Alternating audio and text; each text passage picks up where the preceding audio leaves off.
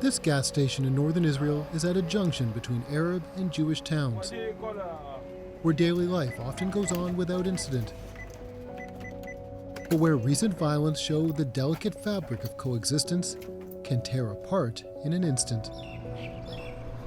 They were throwing stones at cars passing here. Last month, chaos surrounded the old gas station Shoshi Stavi's family has run for generations, and the new expansion they were getting set to open. On May 12th, an angry mob of Jewish men, some tied to an extremist group of soccer fans, took over the intersection, looking for Palestinian Arabs. I just saw a lot of people, a lot of flags, bats, noise, shouting, firecrackers, like a battle zone. It quickly turned ugly. An Arab walked here and he was beaten up. Really, they were trying to kill people.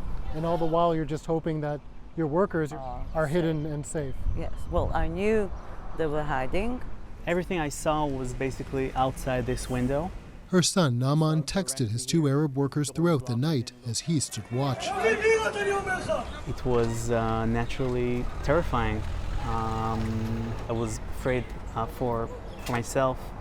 I was afraid for the business. I was afraid for the people that I know. The crowd was on their doorstep.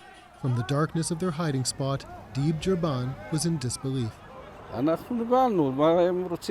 We said to each other, what do they want from us? Both of us have worked here for over 15 years, and everybody knows one another.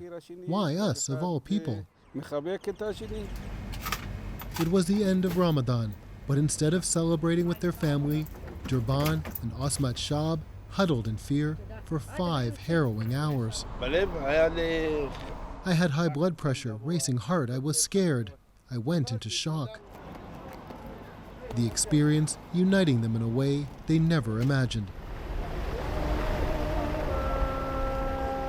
The beauty of this country has always been at odds with the ugly combination of hatred and ideology that lives here. 20% of the country's population is Arab, and those early nights of violence saw Arab mobs on the streets as well, like here in Akko, one of a handful of Israeli cities with a large Arab population. After the fire, they went from here to the other side and robbed everything. But less than a week after hosting a dinner with community members of all faiths, Uri Yeremias' well-known fish restaurant was firebombed by an Arab mob. It's partly because I'm Jewish and partly because I'm representing the coexistence. Yeah, so both of them together makes me an enemy of the radicals. 20 guests and Arab staff, including his chef and sous chef, hid here until it was safe for them to escape. But despite what they went through, Yeremias decided he wouldn't be drawn into a never-ending spiral of retribution. I decided on the spot that I'm not going to be led by anger or revenge. As he begins to rebuild his restaurant, he says restoring and repairing the delicate balance between Arabs and Jews will be a long and grueling task. One radical with a match in his hand can create a fire that 1,000 brave fire brigade people cannot extinguish.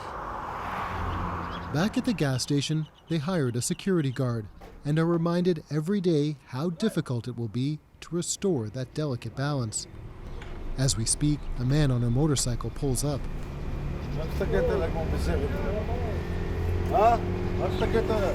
The man swears at us as he walks by. He seems a little off.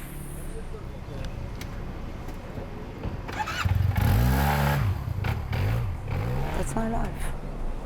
The situation now is when an Arab customer comes, I'm all relaxed, and when one of those guys comes, I'm a little bit tensed. In the weeks since, they've watched as local media have ignored what happened here. A reminder, coexistence doesn't mean equality.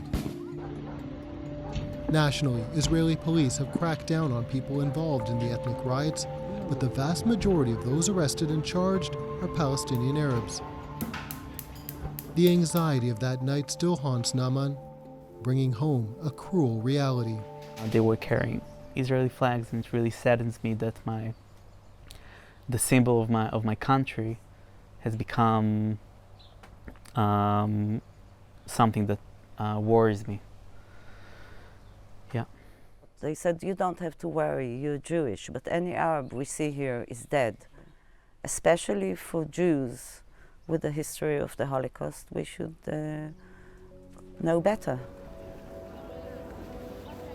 The last month has held up a mirror to Israeli society and all the cracks that come with it that can't be so easily fixed. Stephen D'Souza, CBC News, Jerusalem.